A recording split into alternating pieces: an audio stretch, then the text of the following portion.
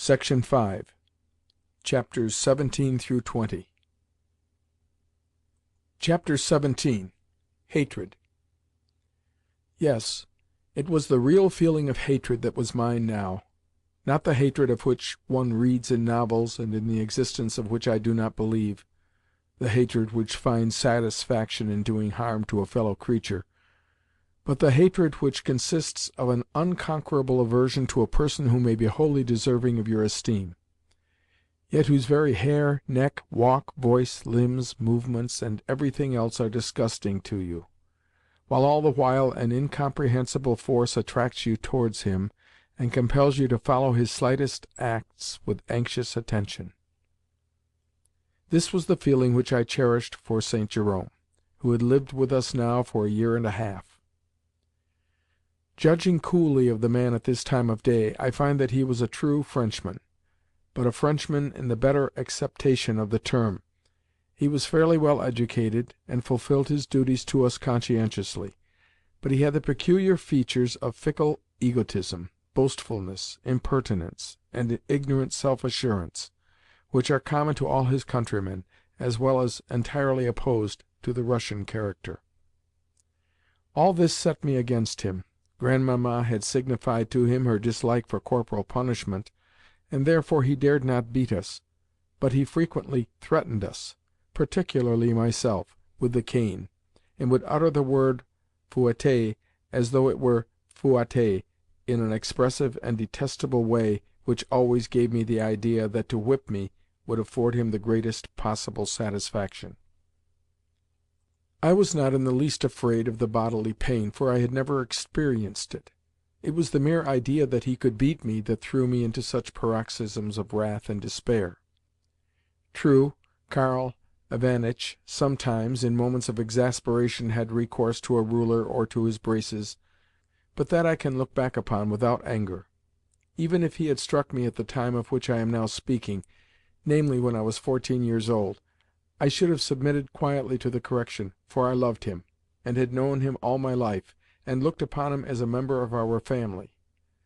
But St. Jerome was a conceited, opinionated fellow for whom I felt merely the unwilling respect which I entertained for all persons older than myself.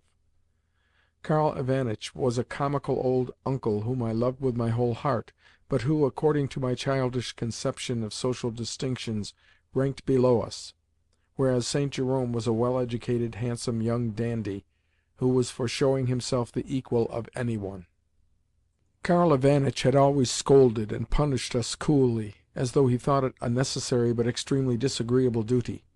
St. Jerome, on the contrary, always liked to emphasize his part as judge when correcting us, and clearly did it as much for his own satisfaction as for our good. He loved authority. Nevertheless, I always found his grandiloquent French phrases, which he pronounced with a strong emphasis on all the final syllables, inexpressibly disgusting, whereas Karl, when angry, had never said anything beyond, "What a foolish puppet comedy it is!" or, "You boys are as irritating as Spanish fly," which he always called Spaniard fly.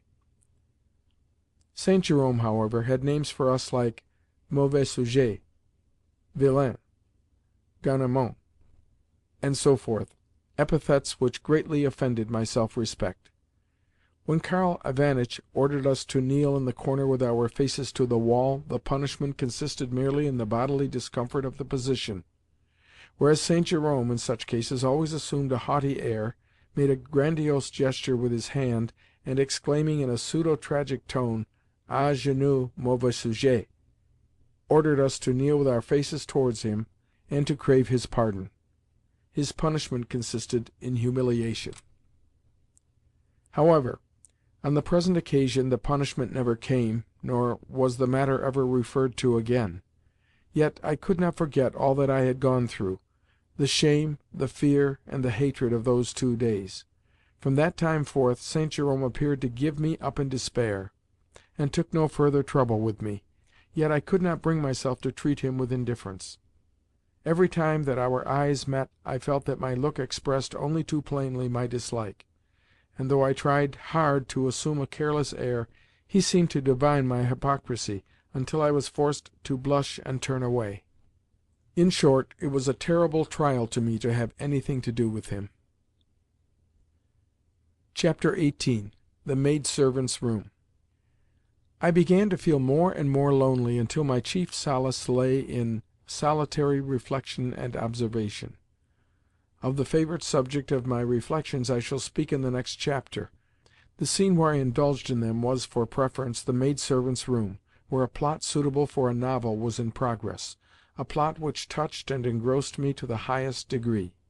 The heroine of the romance was, of course, Masha. She was in love with Basil, who had known her before she had become a servant in our house, and who had promised to marry her some day. Unfortunately, fate, which had separated them 5 years ago, and afterwards reunited them in Grandmamma's abode, next proceeded to interpose an obstacle between them in the shape of Masha's uncle, our man Nicola, who would not hear of his niece marrying that uneducated and unbearable fellow, as he called Basil. One effect of the obstacle had been to make the otherwise slightly cool and indifferent Basil fall as passionately in love with Masha as it is possible for a man to be who is only a servant and a tailor, wears a red shirt, and has his hair pomaded. Although his methods of expressing his affection were odd, for instance, whenever he met Masha he always endeavoured to inflict upon her some bodily pain, either by pinching her, giving her a slap with his open hand, or squeezing her so hard that she could scarcely breathe. That affection was sincere enough, and he proved it by the fact that from the moment when Nicola refused him his niece's hand, his grief led him to drinking, and to frequenting taverns, until he proved so unruly that more than once he had to be sent to undergo a humiliating chastisement at the police station. Nevertheless, these faults of his and their consequences only served to elevate him in Masha's eyes, and to increase her love for him. Whenever he was in the hands of the police, she would sit crying the whole day and complain to Gasha of her hard fate. Gasha played an active part in the affairs of these unfortunate lovers. Then, regardless of her uncle's anger and blows, she would stealthily make her way to the police station, there to visit and console her swain. Excuse me, reader, for introducing you to such company. Nevertheless, if the cords of love and compassion have not wholly snapped your soul, you will find, even in that maidservant's room, something which may cause them to vibrate again. So, whether you please to follow me or not, I will return to the alcove on the staircase whence I was able to observe all that passed in that room. From my post I could see the stove-couch with upon it an iron, an old capstand with its peg bent crooked, a wash-tub, and a basin. There, too, was the window with, in fine disorder before it, a piece of black wax, some fragments of silk, a half-eaten cucumber, a box of sweets, and so on. There, too, was the large table at which she used to sit in the pink cotton dress which I admired so much, and the blue handkerchief which always caught my attention so. She would be sewing, though interrupting her work at intervals to scratch her head a little, to bite the end of her thread, or to snuff the candle, and I would think to myself, why was she not born a lady, she with her blue eyes, beautiful fair hair, and magnificent bust? How splendid she would look if she were sitting in a drawing-room, and dressed in a cap with pink ribbons and a silk gown, not one like Mimi's, but one like the gown which I saw the other day at the Tverski Boulevard. Yes, she would work at the embroidery frame, and I would sit and look at her in the mirror, and be ready to do whatsoever she wanted, to help her on with her mantle, or to hand her food. As for Basil's drunken face and horrid figure in the scanty coat with the red shirt showing beneath it, well, in his every gesture, in his every movement of his back, I seemed always to see signs of the humiliating chastisements which he had undergone. "Ah, Basil! Again?" cried Masha on one occasion as she stuck her needle into the pin-cushion, but without looking up at the person who was entering. "What is the good of a man like him?" was Basil's first remark. "Yes, if only he would say something decisive, but I am powerless in the matter. I am at odds and ends, and through his fault too."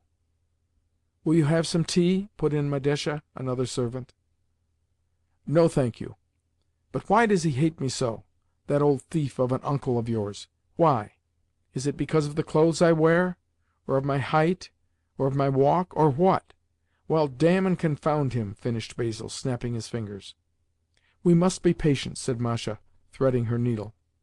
"You are so—" "It is my nerves that won't stand it, that's all." At this moment the door of Grandmamma's room banged, and Gasha's angry voice could be heard as she came up the stairs. "There!" she muttered with a gesture of her hands. "Try to please people when even they themselves do not know what they want, and it is a cursed life, sheer hard labour, and nothing else. If only a certain thing would happen, though God forgive me for thinking it." "Good evening, Agatha Michaelovna," said Basil, rising to greet her.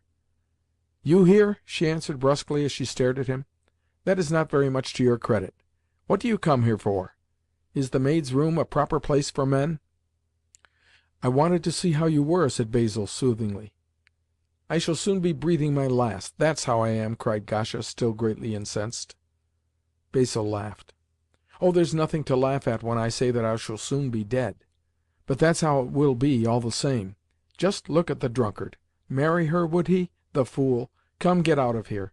And with a stamp of her foot on the floor, Gasha retreated to her own room, and banged the door behind her until the window rattled again.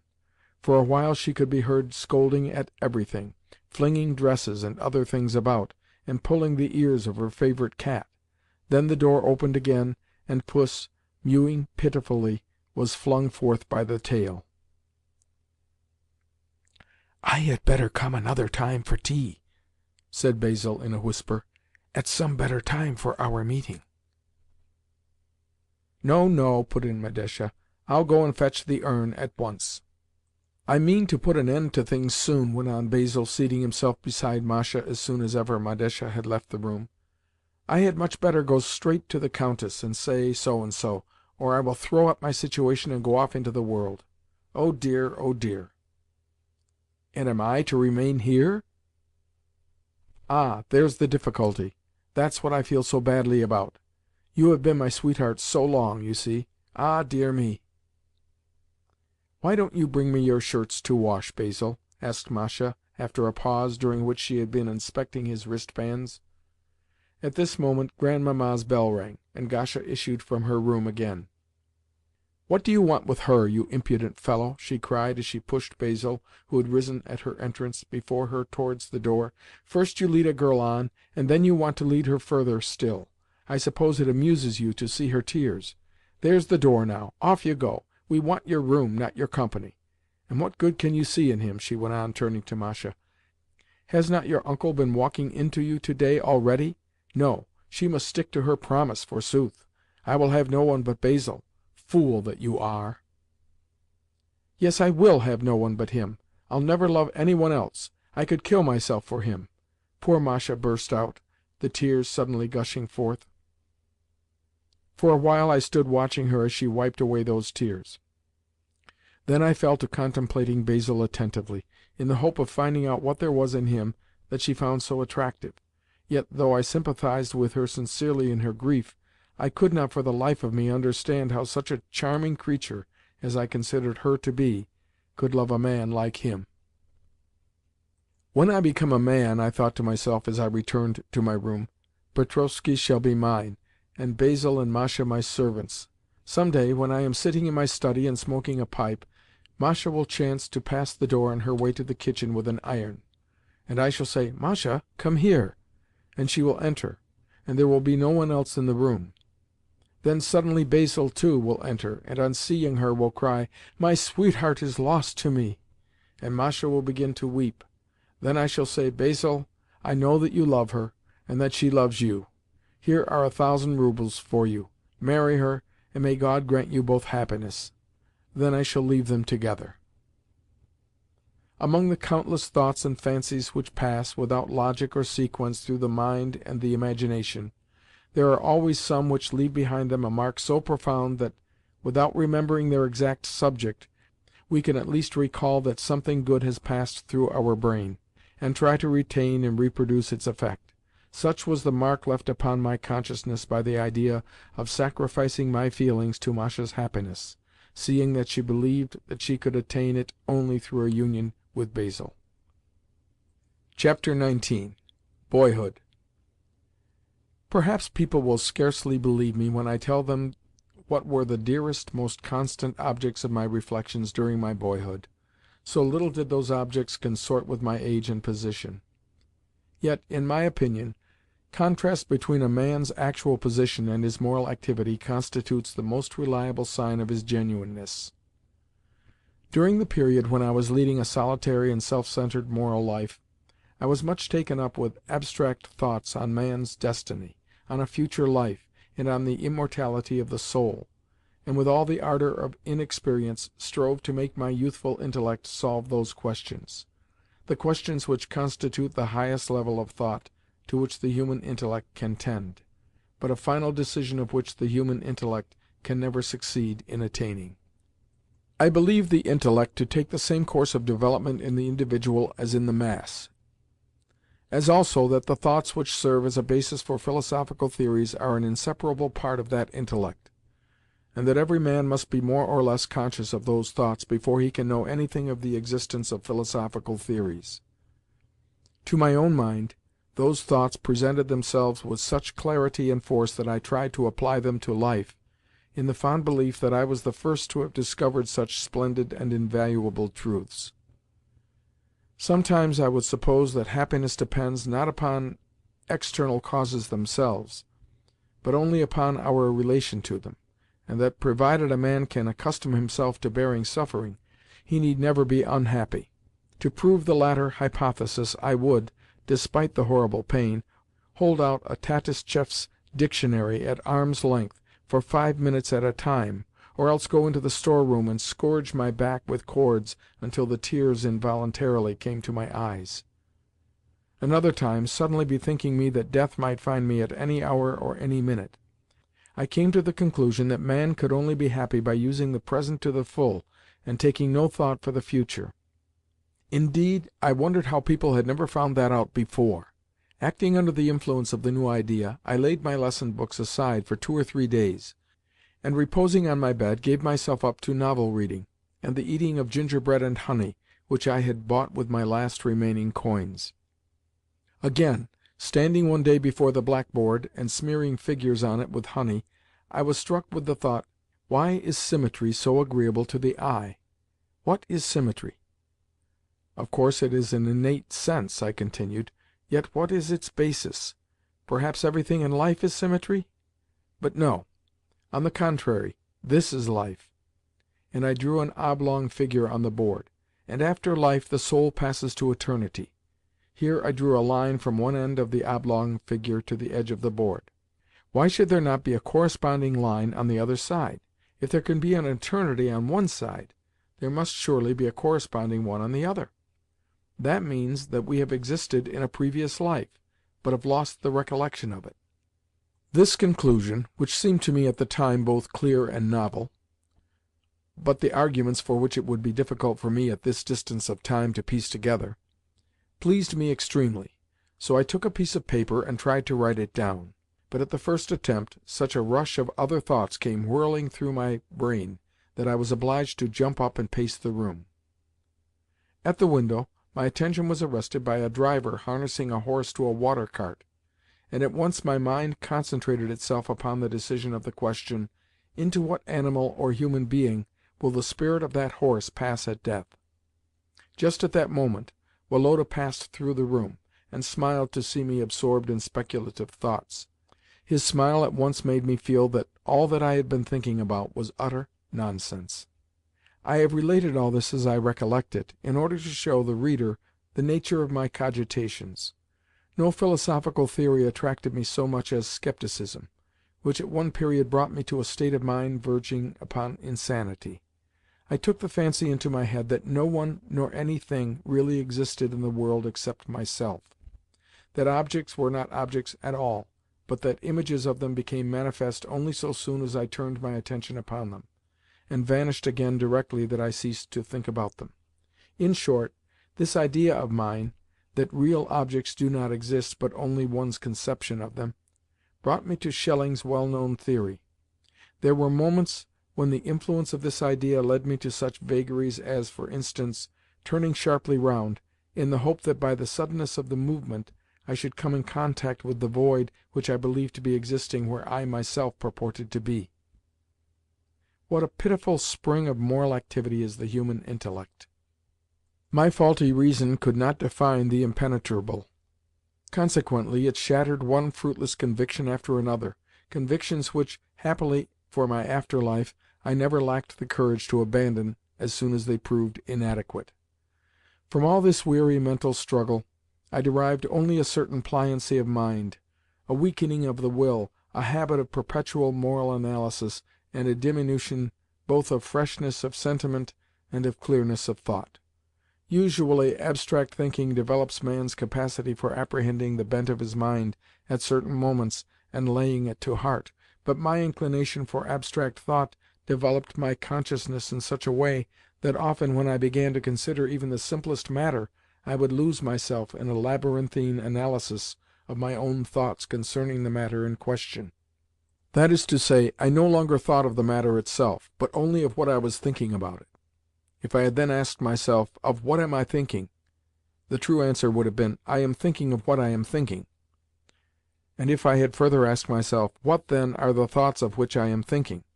I should have had to reply, "They are attempts to think of what I am thinking concerning my own thoughts," and so on. Reason, with me, had to yield to excess of reason. Every philosophical discovery which I made so flattered my conceit that I often imagined myself to be a great man discovering new truths for the benefit of humanity. Consequently, I looked down with proud dignity upon my fellow mortals. Yet, strange to state, no sooner did I come in contact with those fellow mortals than I became filled with a stupid shyness of them, and the higher I happened to be standing in my own opinion, the less did I feel capable of making others perceive my consciousness of my own dignity, since I could not rid myself of a sense of diffidence concerning even the simplest of my words and acts. Chapter 20. Woloda. The further I advance in the recital of this period of my life, the more difficult and onerous does the task become. Too rarely do I find among the reminiscences of that time any moments full of the ardent feeling of sincerity which so often and so cheeringly illumined my childhood. Gladly would I pass in haste over my lonely boyhood, the sooner to arrive at the happy time when once again a tender, sincere, and noble friendship marked with a gleam of light at once the termination of that period and the beginning of a phase of my youth which was full of the charm of poetry. Therefore, I will not pursue my recollections from hour to hour, but only throw a cursory glance at the most prominent of them, from the time to which I have now carried my tale to the moment of my first contact with the exceptional personality that was fated to exercise such a decisive influence upon my character and ideas. Woloda was about to enter the University. Tutors came to give him lessons independently of myself, and I listened with envy and involuntary respect as he drew boldly on the blackboard with white chalk and talked about functions, sines, and so forth, all of which seemed to me terms pertaining to unattainable wisdom. At length, one Sunday before luncheon, all the tutors, and among them 2 professors, assembled in Grandmamma's room, and in the presence of Papa and some friends, put Woloda through a rehearsal of his University examination, in which, to Grandmamma's delight, he gave evidence of no ordinary amount of knowledge. Questions on different subjects were also put to me, but on all of them I showed complete ignorance, while the fact that the professors manifestly endeavoured to conceal that ignorance from Grandmamma only confused me the more. Yet, after all, I was only 15, and so had a year before me in which to prepare for the examinations. Woloda now came downstairs for luncheon only, and spent whole days and evenings over his studies in his own room, to which he kept, not from necessity, but because he preferred its seclusion. He was very ambitious, and meant to pass the examinations not by halves, but with flying colours. The first day arrived. Woloda was wearing a new blue frock-coat with brass buttons, a gold watch, and shiny boots. At the door stood Papa's phaeton, which Nicola duly opened, and presently, when Woloda and St. Jerome set out for the University, the girls, particularly Katenka, would be seen gazing with beaming faces from the window at Woloda's pleasing figure as it sat in the carriage. Papa said several times, "God go with him," and Grandmamma, who also had dragged herself to the window, continued to make the sign of the cross as long as the phaeton was visible, as well as to murmur something to herself. When Woloda returned, every one eagerly crowded round him. "How many marks? Were they good ones?" "Yes." But his happy face was an answer in itself. He had received 5 marks, the maximum. The next day he sped on his way with the same good wishes and the same anxiety for his success, and was welcomed home with the same eagerness and joy. This lasted for 9 days. On the 10th day there was to be the last and most difficult examination of all, the one in divinity.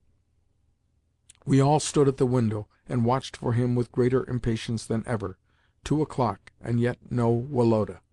"Here they come, Papa! Here they come!" suddenly screamed Lubotshka as she peered through the window. Sure enough, the phaeton was driving up with St. Jerome and Woloda, the latter no longer in his grey cap and blue frock-coat, but in the uniform of a student of the University, with its embroidered blue collar, 3-cornered hat, and gilded sword. "Ah, if only she had been alive now!" exclaimed Grandmamma on seeing Woloda in this dress, and swooned away. Woloda enters the ante-room with a beaming face, and embraces myself, Lubotshka, Mimi, and Katenka, the latter blushing to her ears. He hardly knows himself for joy. And how smart he looks in that uniform! How well the blue collar suits his budding, dark moustache! What a tall, elegant figure is his, and what a distinguished walk! On that memorable day we all lunched together in Grandmamma's room. Every face expressed delight, and with the dessert which followed the meal the servants, with grave but gratified faces, brought in bottles of champagne. Grandmamma, for the first time since Mamma's death, drank a full glass of the wine to Woloda's health, and wept for joy as she looked at him. Henceforth Woloda drove his own turnout, invited his own friends, smoked, and went to balls. On one occasion I even saw him sharing a couple of bottles of champagne with some guests in his room, and the whole company drinking a toast, with each glass, to some mysterious being, and then quarrelling as to who should have the bottom of the bottle.